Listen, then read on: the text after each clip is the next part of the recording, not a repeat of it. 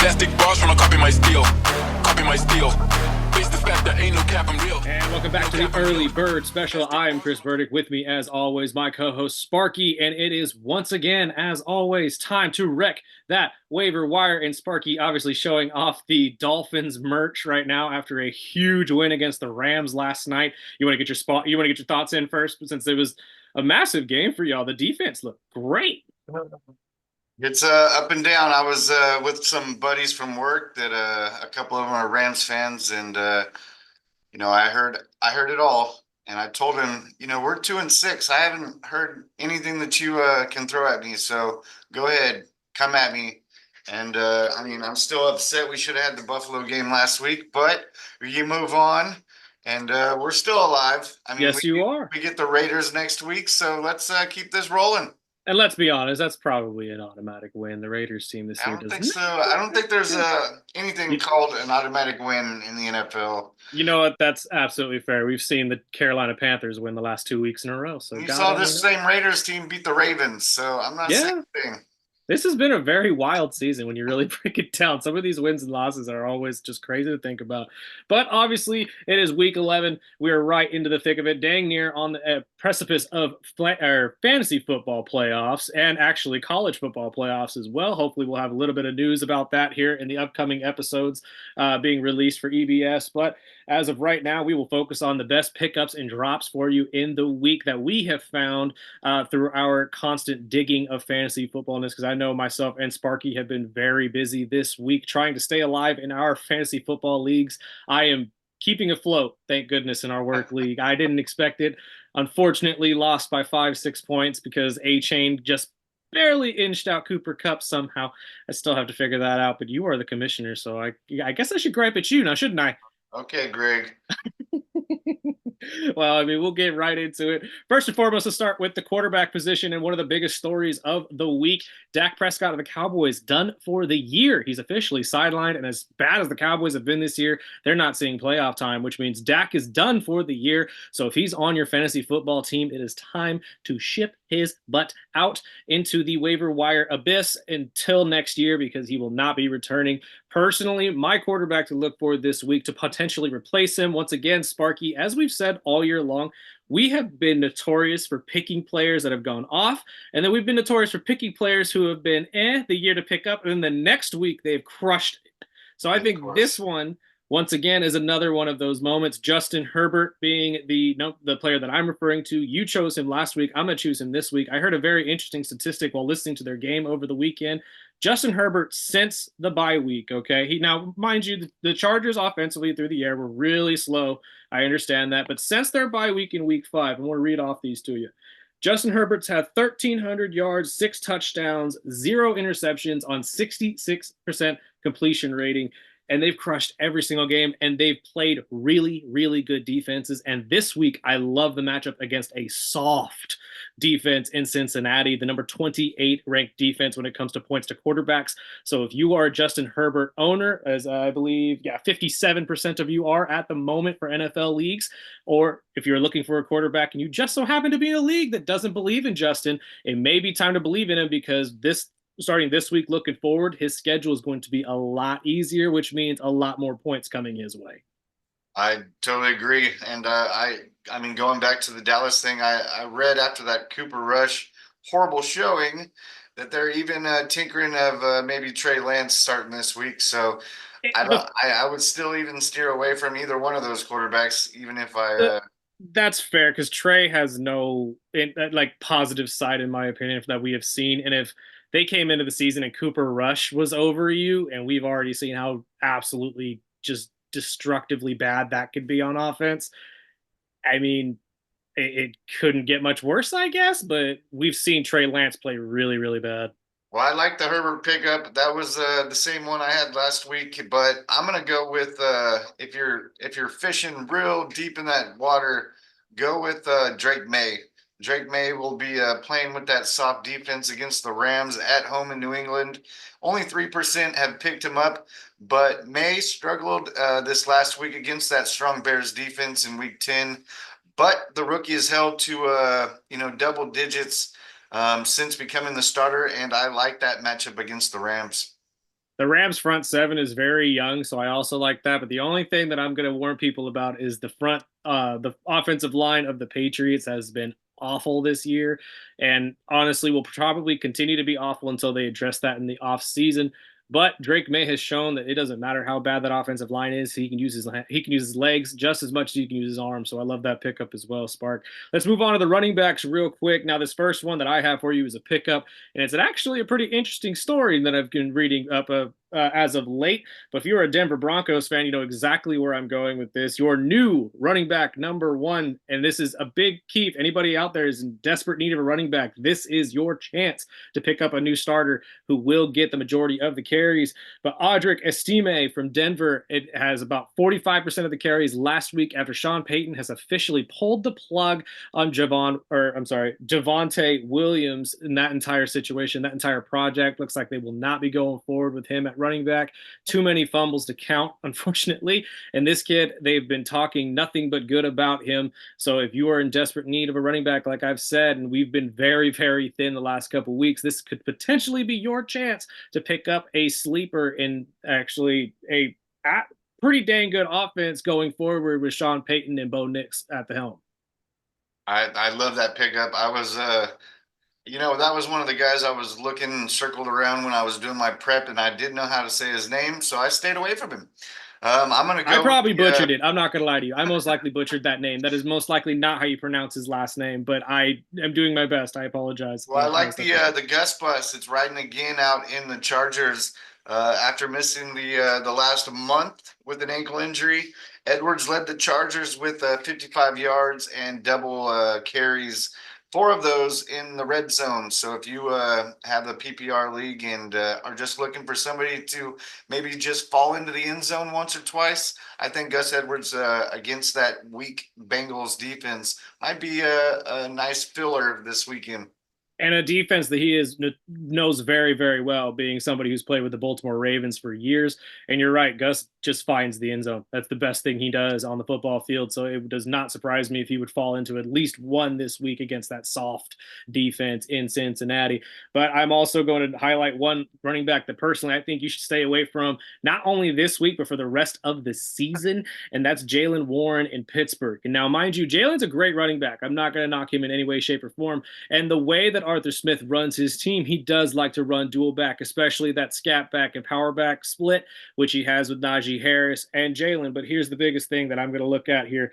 Najee is flourishing in the offense, which means more touches are going to him. He's hot, and they're going to stay with that out in Pittsburgh. Not to mention, when you look at the remainder of his season, Pittsburgh is going against nothing but top 10 defenses against the run, including every single one of their division games coming forward. Four of the next 5 games are against division opponents. They are not boding well in the run game whatsoever. And I'm going to tell you right now, if you're a Jaylen Warren owner, like 40% of you are, it is most likely time to move away and pick up somebody else, like maybe a Estime, just throwing that out there again, or Gus Edwards, who, regardless of who he's playing, will somehow fall into the end zone, as Sparky says. Let's move on real quick to the wide receiver position. I got 2 for you to look at this week, one to stay away from, one to pick up. One to stay away from will be Josh Downs in Indy. Now, once again, this is a great pickup. This is a great player. I'm not saying drop him in any way, shape, or form, but this week he has a terrible, terrible matchup against the Jets, who are number 1 in points scored against wide receivers. They do not allow wide receivers to score at all. Sauce Gardner always follows the best receiver. And guess who's the best receiver in Indy? That's Downs, 110%. And right now, with Indy's offense being so shaky switching between Joe Flacco and Anthony Richardson, they still haven't found an identity at all. And honestly, it would be easier for them to lean on the run game in Jonathan Taylor than try to get the ball out to Downs against the Jets. So if you were a Downs owner, I'd say stay away. But Sparky, who's your first pick?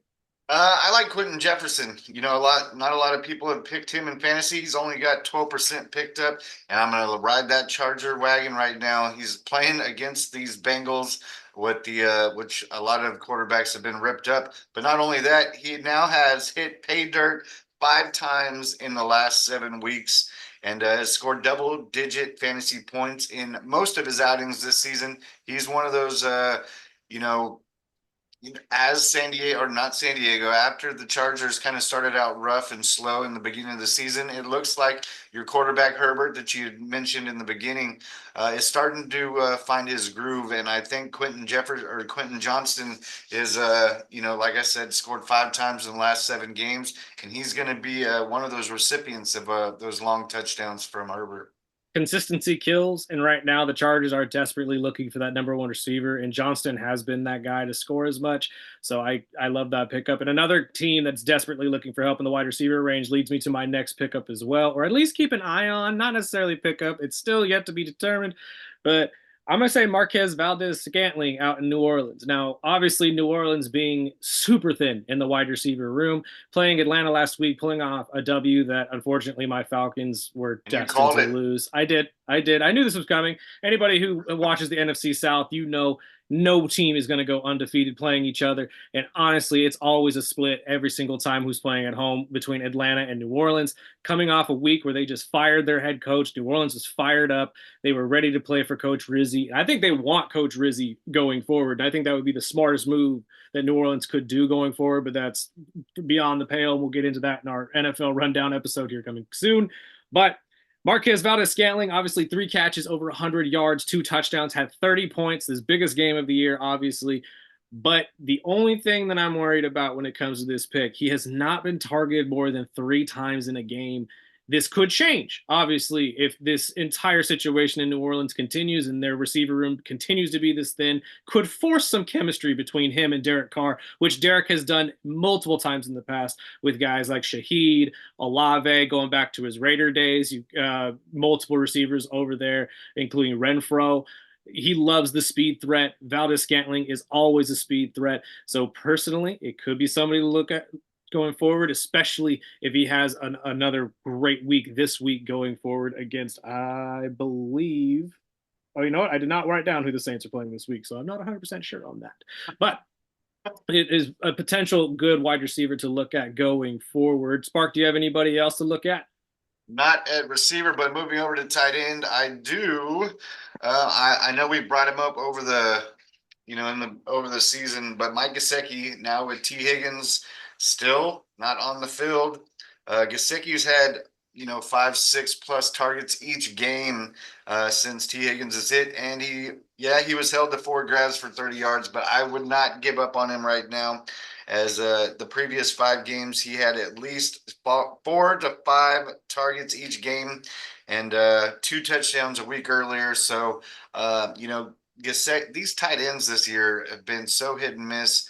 If you were like me, you had Likely, and you had bouncing back and forth with all these other tight ends. Last week, I told you to pick up Jonnu. Jonnu didn't do too bad last night, but none of them has been weekly, double digits like you would want in a tight end, which a lot of them, Kelsey started out slow in the season. Now he's starting to pick up. Kittle was hit and miss with injuries. Dallas Goedert, I have him in another league. He's been hit and miss with injuries. So if you're playing the, hit and miss with the tight ends like I am, I'm looking at Gesicki. Not only is he playing a Charger defense that gives up a lot of points to tight ends, but with T. Higgins out, not all the balls can go to Jamar Chase. So somebody's got to catch these other ones. I don't know. See, if you watch Joe Burrow and Jamar play, I think every pass could potentially go to Jamar Chase. Last week I don't know, especially after last week, dude. 70 points in a fantasy football game. And did you say you only lost by 5 points? I almost won. Hey, that's a good point. I played somebody who had Jamar Chase. Luckily, they also had Bo Nix and Javonte Williams, and neither of them went off. And I had multiple players that made up for it, but I still ended up losing by 5. It is what it is. That's what happens in fantasy football. The only tight end that I have for you to look at is actually someone to sit this week. I love this guy, but he's not going up against a very good matchup whatsoever. That's TJ Hawkinson. I know he's coming back off of an injury. He had a great 2 weeks back-to-back at the tight end position for the Minnesota Vikings, and has really, again, solidified himself as one of the top tight ends in the NFL, as he has been for the last couple of years. But this week, he has a really, really rough matchup against Tennessee. And I know you're hearing me say that's the Tennessee Titans. The hell are you talking about? Well, the Tennessee Titans, if you look at them defensively, as always, they're actually pretty stout. Where they actually mess up every week is offensively and in the turnover game. The defense has actually kept opposing offenses underneath statistically what their offense makes. But because their turnover ratio is so abysmally high, it doesn't really help them whatsoever. But they also, much like the Chargers, are a team that did not like to give away points to the tight end position whatsoever, unless the wide receivers are something that actually are going to be a force to be reckoned with, which we all know Minnesota has a big ass tight or wide receiver out there in Justin Jefferson, who is going to burn you if you don't focus on him. But TJ this week is their number 2 choice at wide receiver, or I'm sorry, in the pass game. So I very much believe Tennessee is going to focus in on him and try to keep him at bay. So if you're a TJ Hawkinson owner, I would very much stay away from him this week. Spark, do you have any defenses or special teams? Because that's my last one, and we can wrap up on that if you got one. I do not, but I do know Nope. that the Saints will be at home against the Browns this week. Okay, that's gonna be interesting. You know that is right. That's why I was also skeptical of Valdez-Scantling, because him going against somebody in that secondary of Cleveland may not work out very well. So you may see a heavy dose of Alvin Kamara out of New Orleans this week. And then the last thing you could look at, this one is a pickup for me. The Houston Texans defense, 24% rostered right now in NFL leagues. Only 16% of you are smart enough to actually start them this week against a weak-ass Dallas offense.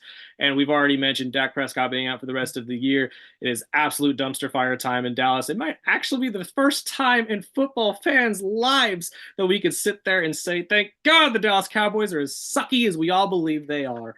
And you know what? At this point right now, much like when we say if anybody's defense is playing against the Carolina Panthers, I'm going to tell you right now, you could say the exact same thing going forward to the end of the year about the Dallas Cowboys until proven otherwise. And personally, the Houston defense is way too damn good as a top 10 defense in fantasy football not to pick up this week. Only 24% of you are smart enough to do so. If you are somebody with a subpar defense and special teams, I highly recommend you at least consider the young defense out in Houston, led by the head coach and Coach Ryan. But out of that, I believe that's all we got, right, Spark? That's right. And we have a special video coming up later this week that you want to maybe tease before we go.